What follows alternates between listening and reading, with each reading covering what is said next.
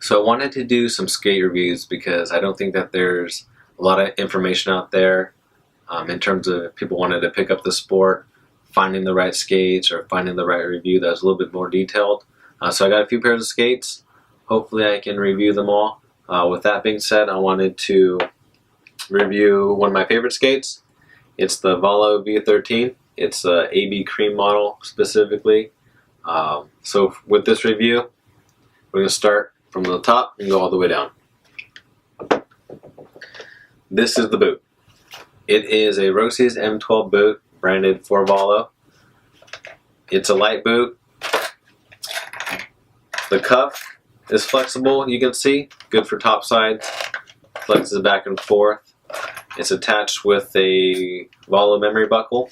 And what that is you grab this end, you slide it in, you snap back, and it'll hold the buckle in place. You don't have to pick different sizes. You take your foot out, in, out, slide this in, and it stays like that. No more adjusting this buckle right here. You just set it once and you're pretty much good to go for all your skate sessions. It's attached to the cuff, like I said, but the cuff is riveted, so you can't replace them. You can't choose different colors, but it's in there pretty good. Now the boot itself, I think, is the most important aspect because you want to get the right size. The Valo molds come in size 6 to 7, 8 to 9, 10 by itself, 11, 12, and 13 to 15. A lot of people say that you should upsize the skate because the skate runs so narrow, but in my own experience, with my own foot, you want to get true to size. So this is a 7. I know that I tried an 8 on before, and my heel kept coming in and out of it. It was not very comfortable because I couldn't get a tight fit around my ankle or the top of my foot. That's because I am a size 7, and if I got an 8, it's actually a boot made for 8 to 9. So it felt like my size 7 foot and a 9 skate. So it was 2 sizes too big. I've been skating Valo for a long time. This liner itself is made perfectly for the boot. I've tried different liners and they're too thick. Sometimes they become too uncomfortable. But this liner has come a long way from their old skates. Inside, they've added, prior models did not have this material in the back where your heel is. It's a little bit more abrasive, so I think that it helps keep your heel in place. The best part about this skate, or this liner, is the neoprene toe. So the old liners were all this material right here, so it's kind of stiff, but now you can get your foot in there, stretch it out a little bit, makes it nice tight. The insole, not the greatest insole, but it works. Thin, soft up here, small heel shock absorber in the back end. It's hard to put a shock absorber in this skate because the skate is so small and narrow in the back end.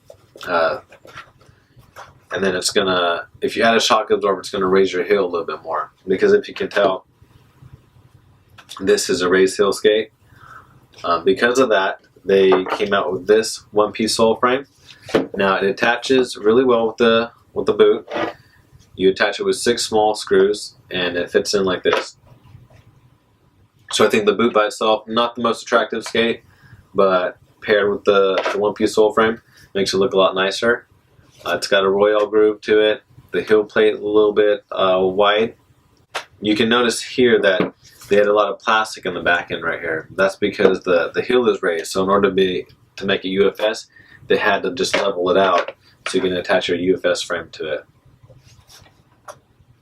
My only gripe with this is that I wish that the negative was a little bit bigger, and you can see from right here, I don't have a lot of negative space in the heel. The front, good, but the heel not so much right here. But that's it. It's a good sole. It's solid. It takes a little bit getting used to.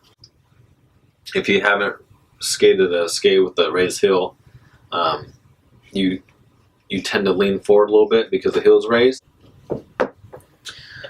Like I said, the sole plate is UFS, so you can attach any UFS frame to it. On this pair of skates, I read the ground control Featherlight 3s. Attaches just like that with 2 screws, and then that's it. That's my review of the skate. I know if you guys have any questions, let me know, leave comments. I will be reviewing more skates when I get around to doing so.